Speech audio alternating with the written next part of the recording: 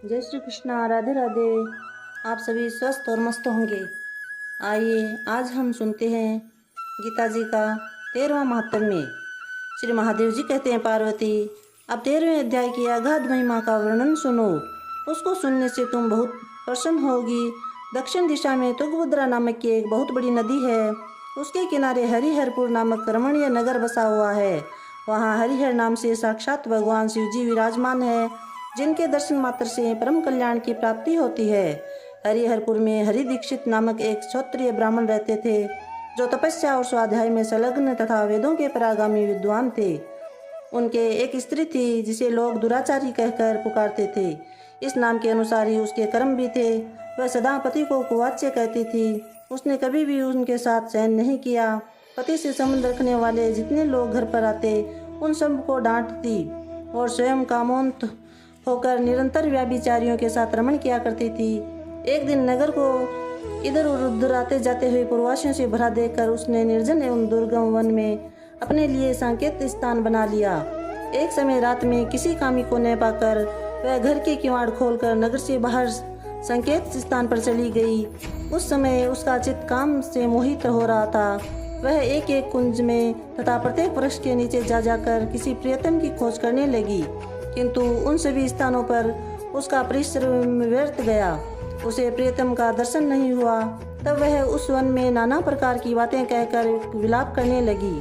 चारों दिशाओं में घूम घूम कर वियोग जनित विलाप करती हुई उस स्त्री की आवाज़ सुनकर कोई सोया हुआ बाघ जाग उठा और उछलकर उस स्थान पर पहुंचा जहां वह रो रही थी। उधर वह भी उसे आते देख किसी प्रेमी की आशंका से उसके सामने खड़ी होने के लिए ओट से बाहर निकली। उस समय व्याघ्र ने आकर उसे नख रूपी बाणों के प्रहार से पृथ्वी पर गिरा दिया। इस अवस्था में भी वह कठोर वाणी में चिल्लाती हुई पूछ बैठी, अरे बाघ, तू किस लिए मुझे मारने को यहाँ आया है? पहले इन सारी बातों को बता दे, फिर मुझे मारना। उसकी यह बात सुनकर प्रचंड पराक्रमी व्याघ्र क्षण भर के लिए उसे अपना ग्रास बनाने से रुक गया और हंसता हुआ सा बोला, दक्षिण देश में मलाह नामक एक नदी है। उसके तट पर मुनिपर्णा नगरी बसी हुई है। वहाँ पंचलिंग नाम से प्रसिद्ध साक्षात भगवान शंकर निवास करते हैं। उसी नगर में मैं ब्राह्मण कुमार होकर रहता था। नदी के किनारे अकेला बैठा रहता था और जो यज्ञ अधिकारी नहीं है, उन लोगों से भी यज्ञ कराकर उनका अन्न खाया करता था। इतना ही नहीं, धन के लोभ से मैं सदा अपने वेद पाठ के फल को भी बेचा करता था। मेरा लोभ यहाँ तक बढ़ गया था कि अन्य भिक्षुओं की गालियाँ देकर हटा देता और स्वयं दूसरों को नहीं देने योग्य धन भी बिना दिए हुए हमेशा ले लिया करता था। ऋण लेने के बहाने में सब लोगों को छला करता था। तदंतर कुछ काल व्यतीत होने पर भी मैं बूढ़ा हुआ। मेरे बाल सफ़ेद हो गए, आंखों से सूझता न था और मुँह के सारे दांत गिर गए। इतने पर भी मेरी दान लेने की आदत नहीं छूटी। परवाने पर प्रतिग्रह के लोभ से मैं हाथ में कुछ लिए तीर्थ के समीप चला जाया करता था। तत्पश्चात जब मेरे सारे अंग शिथिल हो गए, तब एक बार मैं कुछ धूर्त ब्राह्मणों के घर पर मांगने खाने के लिए गया। उसी समय मेरे पैर में कुत्ते ने काट लिया। तब मैं मूर्छित होकर क्षण भर में पृथ्वी पर गिर पड़ा। मेरे प्राण निकल गए। उसके बाद मैं इसी व्याघ्र योनि में उत्पन्न हुआ।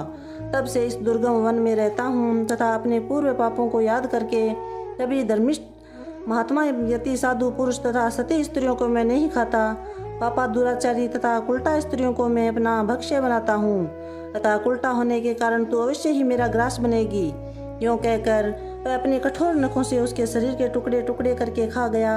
इसके बाद यमराज के दूत उस पापिनी को संयमनीपुरी ले गए। वहाँ यमराज की आज्ञा से उन्होंने अनेकों बार उसे विष्ठा, मूत्र और रक्त से भरे हुए भयानक कुंडों में गिराया।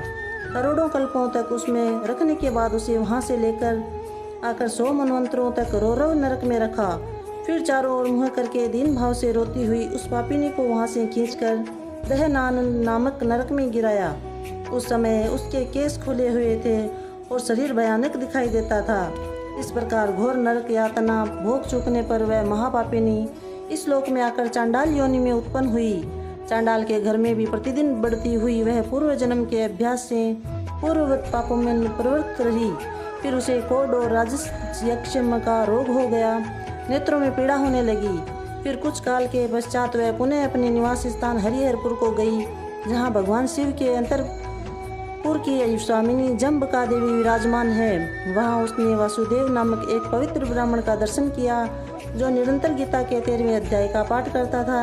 उसके मुख से गीता का पाठ सुनते ही वह चांडाल शरीर से मुक्त हो गई और दिव्य देह धारण करके स्वर्गलोक को चली गई।